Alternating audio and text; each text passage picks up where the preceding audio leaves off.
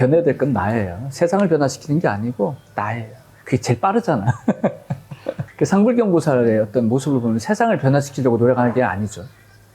상불경보살의 그 모습은요, 세상을 변화시키겠다는 그 어떤 의지도 없어요. 단지 그러할 뿐. 어떤 이들을 보더라도 그 안에 신성을 봤을 뿐이에요. 그리고 거기에 마음이 동한 거죠. 저들이 나를 반기든 반기지 않든. 바뀐다는 거 보겠어요. 내 싫은 건, 아이, 꼴 보기도 싫어. 근데 내 싫어하는 게 내 안에도 있어. 밖에 있으나 내 안에 있으나 똑같은 거 아니에요? 그죠? 근데 밖에 있는 걸 두고 하는 게 아니라 지 안에 있는 거 못 보고 밖에 있는 거 두고 막 변화시키려고 별쇼를 다 했단 말이에요. 근데 그 품성으로 지한테도 해. 그럼 자기를 괴롭히는 거 아니야. 그러니까 품성이 안 바뀌었죠. 밖에 있는 것을 대하나 내 마음을 대하나 똑같은 품성이잖아. 바뀌어야 될 건 품성이라 이 말이지. 품성. 그러니까 내가 내 마음을 봐요. 내 거친 마음, 내 미숙한 마음, 내 철없는 마음, 죄의식, 남들을 얕잡아보는 교만심, 내 안에 무수한 것도 있다 칩시다. 학을 띠겠죠. 아씨, 내 안에 다 있네. 이러면서, 이걸 어떻게 없애지? 또 강팍하게 막 자기를 막 두드려 패면서 막, 그거는 변한 게 아니지. 내가 나를 품어야 돼. 그죠? 이게 변한 거지. 타인을 대하는 마음이나 내가 나를 대하는 그 마음 자세를 바꾸라. 이 말이죠. 네. 근데 어떤 게 더 빠를까요? 타인을 대하는 마음을 바꿀 수도 있고, 그죠? 타인을 따뜻하게, 막 강팍하게 대하다가 갑자기 따뜻하게 대해주는 것도 변한 거죠, 그죠? 그럼 그 마음이면 또 자기 마음도 그렇게 봐주지 않을까요? 그런데 일반적으로 타인한테는 잘하는 사람이 자기한테 굉장히 강팍한 경우도 많아요. 이게 뭐지? 허례허식이죠, 그죠? 가식. 자기 자신한테는 굉장히 강팍하게 하고. 근데 그것도 하나의 힘일 수도 있어요. 근데 이런 이들 같은 경우 이제 또 자기 희생적인 경우도 많고. 근데 이제 결국에는 깊게 사랑 못하죠. 타인을 그렇게 겉으로만 대할 뿐 깊게는 사랑 못합니다. 왜? 자기 마음을 사랑해 본 적이 없어가지고 깊게 사랑 못해요. 왜? 그 사람도 똑같거든요. 그 사람 역시도 나와 같이 내적 갈등의 상태에 있다 이 말이에요. 내가 대해줄 때나 잘 대해주지 그 사람의 내적 갈등을 해결할 수 있을까요? 어떻게 해결해요? 지도 못 해결했는데. 단지 관계 속에서 피상적으로 좋게 대해줄 뿐, 그래서 좋은 사람으로 비춰지는 것이지 타인을 변화시킬 수는 없겠죠. 그럼 나를 변화시킨다라고 하는 건 있어서 내가 나를 대하는 마음이 온화하게, 뭔가 강팍하지 않게 품는 어떤 흐름으로 대할 때 변화가 거기서 일어날 거 아니에요. 왜? 여기서 의식 통합이 일어나거든요. 의식의 통합이 여기서 일어나요. 내가 나를 대할 때 조화롭고 자비로울 때 의식적 통합이 일어나게 되고 받아들임이 일어나서 결국에는 내게 흩어져 있는, 그래서 뭔가 부산스럽고 뭔가 중심도 없고 왔다리 갔다리 하는 그런 어떤 가벼워 보이고 못 믿어본 내가 아닌, 내가 나를 볼 때도 딱 중심이 잡혀가지고 받아들여. 이게 뭐예요? 받아들이는 파워가 있다는 얘기죠. 힘이 있다는 얘기예요. 받아들인다는 거는 내적인 힘이 있다는 거예요. 자기를 관리할 수 있는 힘. 그 힘은 사람들한테 믿음을 줘요. 근데 말은 겁나 잘해. 근데 지는 그냥 하는 게 한 개도 없어. 아니, 그 사람을, 타인을 어떻게 이끄냐고.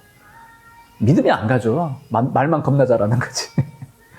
그래서 내적 변화라는 건 그걸 말해요. 나의 근원, 나의 깊은 내면의 중심을 향하여 나를 구성하는 무수한 흩어져 있던 마음들을 잘 수습하여 받아들여서 통합할 수 있는 힘. 그건 자비겠죠, 그죠? 자비의 힘. 그 품성이 그대로 타인에게도 전달될 것이고 뿐만 아니라 타인에게 귀감이 되겠죠. 길을 제시할 수 있고 내 말을 들으려 하겠죠, 그 사람은. 나한테 말을 겁나 잘해가지고 감동이 됐어. 그래서 자기 고민을 꺼내놔. 그때부터 하는 소리가, 아니야, 그건 네 문제야.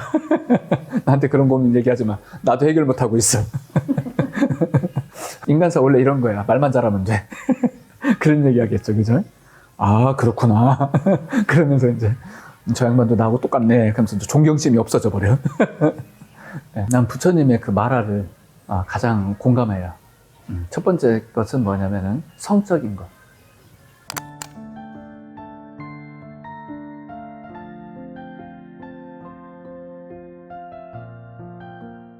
몸이 있음으로 인해 가지고 몸의 어떤 쾌락과 자극을 쫓고자 하는, 그리고 거기에 성적 지배를 하고자 하는 그 욕구. 그건 타인을 지배하고자 하는 욕구하고 똑같겠죠, 그죠? 그 욕구가 있는 거예요. 그걸 이제 좀 분리해서 이제 표현하기도 하는데, 그게 한꺼번에 다 일어나요. 거의 대부분. 아름답다, 아름답지 못하다. 그것은 이제 성과 연결되어져서, 하나 성이라는 건 육체적인 에너지잖아. 그죠? 육체적인 에너지를 중심 삼고, 이쁘다, 안 이쁘다를 결정하겠죠. 그죠? 암만 남들은 이쁘다 하는데, 내게는 에너지가 안 통해. 그럼 이쁜 거 아니죠. 그죠? 예. 한마디로 자기 눈에 이쁜 거. 직가르마를 추종하는 거죠. 한마디로. 직가르마를 쫓아서 거기에 온 마음을 다하죠. 일반적으로. 그 마음을 이제, 걷어놔야 되는데, 참 그게 우리가 몸이 있고 나라는 것을 중심 삼고자 하고 또 뭔가 생명을 쫓는다는 것이 복합적으로 있다 보니까 그 욕구가 기본적으로 내재되어 있죠. 그게 이제 신성을 향한다라는 것으로 이제 바뀌어야 되는데 그게 허상을 쫓는 그런 어떤 욕구가 되니까 저도 이제 그것이 이제 수행에 있어서는 첫 번째로 쉽지 않았던 거고요. 또 하나 자존심. 이거보다 더 센 놈은 자존심이에요. 그 모든 것들이 자존심을 중심 삼고 다 일어나더라고요. 이뻤어. 겁나 이뻐가지고 막 내가 막 잘해줘. 근데 내 자존심 상하는 소리를 턱턱 해. 어느 정도 버텨. 근데 결정타를 한번 날리네. 쳐다도 안 보죠. 이뻤던 마음이 싹 사라져. 이쁜 게 눈에 들어오도 안 해요. 그때부터 이쁜 게 아니야, 이거는. 제거의 대상이지. 신도 없어요. 내가 이렇게 하려면 신이 막 이거 하라고 하네? 지가 뭔데, 네가 신이야? 내가 이거 하려고 하는데? 자존심이 신이에요. 자존심이 신. 일단 내가 살고 볼 일이야. 자존심은. 내 욕구. 내가 하고자 하고, 내가 꼴리는 대로 하고자 하는데, 이게 자유지. 신이 감히 나를 통제하려고 그래? 이래 되는 거 아니에요? 왜 그 마음 또 어디서 나날까요? 이 자존심이라는 것. 우리 본래 자체가, 신성적 창조성을 갖고 있어서 그래요. 우리 스스로가. 그러니까 이제 지 맘대로 하고 싶은, 거기서 뭔가 증명하고 싶고, 막 이런 게 있단 말이에요. 나를 증명하고 싶고. 어떻게 해서 나를 갖다 보여주고 싶고 나의 옳음을 세상 천지에 떠들어대고 싶고 그게 있는 거죠. 적어도 세상이 알아주든 몰라주든지 간에 난 내대로 살고 싶은 게 있다고.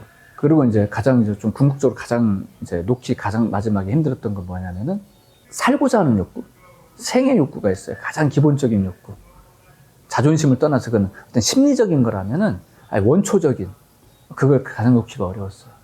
그걸 놔버리니까 이제 다 끝나더라고요. 세 가지로 한번 압축해서 얘기해보면 더 많죠. 많은데 가장 마지막으로 놓은 건 그건 것 같아요. 살고자 하는 욕구.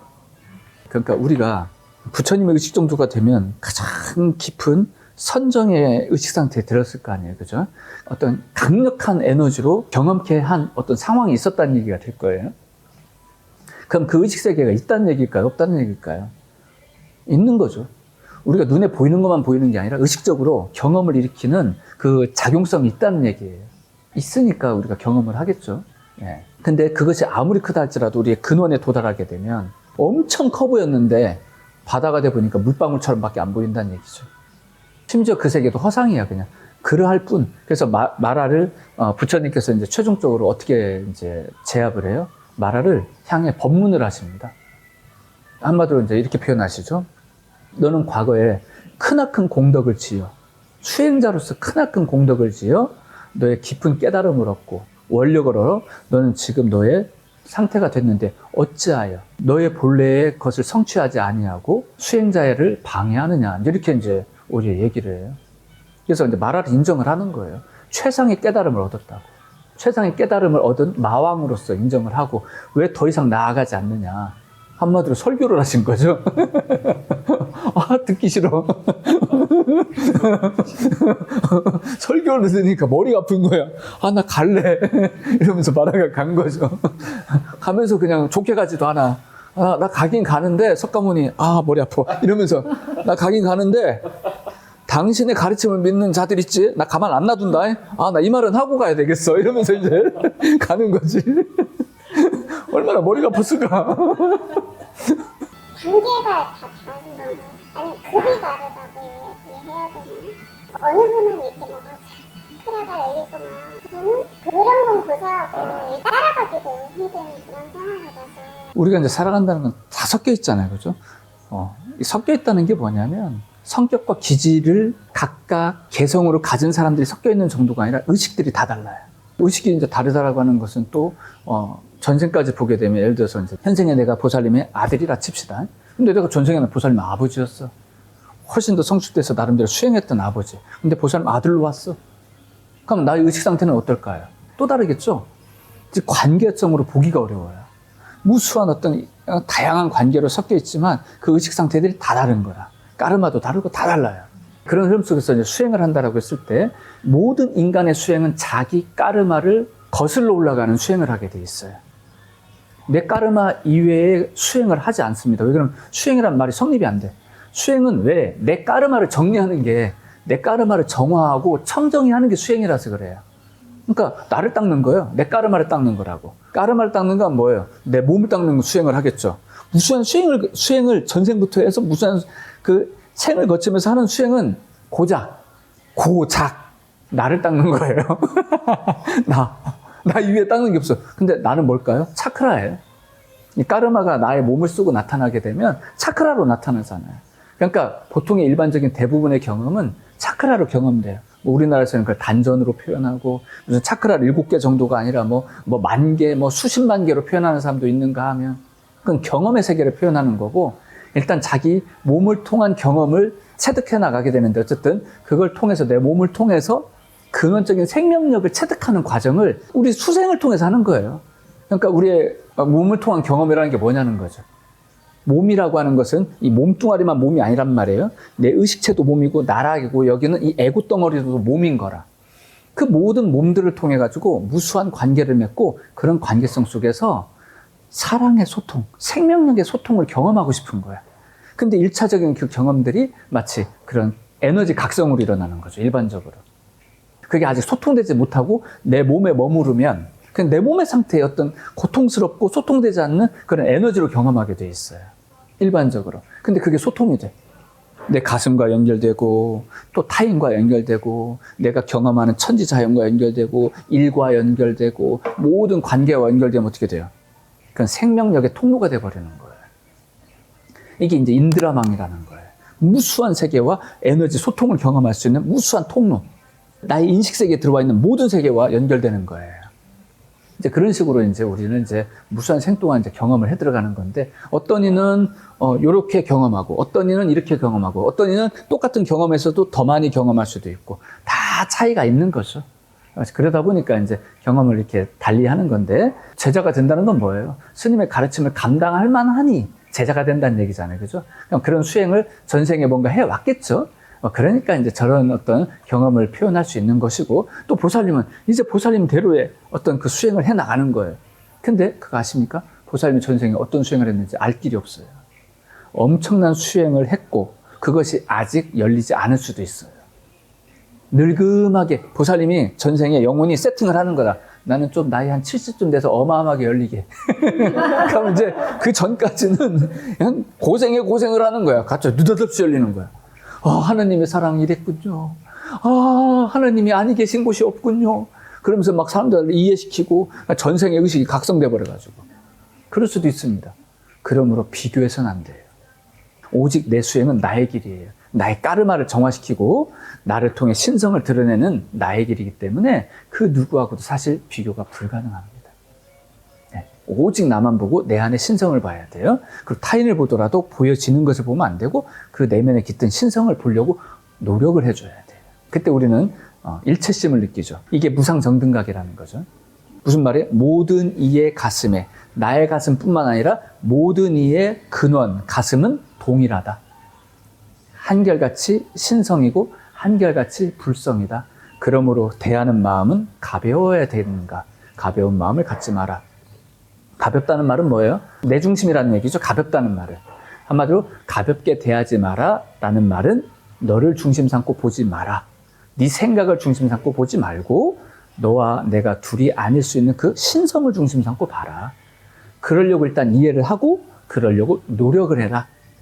네, 이제 그렇게 이제 표현하는 게 바냐바라밀다죠. 그러니까 바냐바라밀다는 깨닫지 못했다 할지라도 그렇게 하라 이 얘기예요. 깨달음을 떠나서 바냐바라밀다를 해서 바냐를 얻는 거예요. 바냐를 얻고도 바냐바라밀다를 하는 거고 바냐를 깨닫기 위해서도 바냐바라밀다를 하는 거예요. 즉 바냐를 목적으로 하는 거죠. 예, 그건 뭐냐? 마음씀을 말하는 겁니다. 아직 깨닫지 못해도 그냥 신성시하는 거예요. 오직 예배하는 마음, 즉 가볍게 대하지 않는 마음.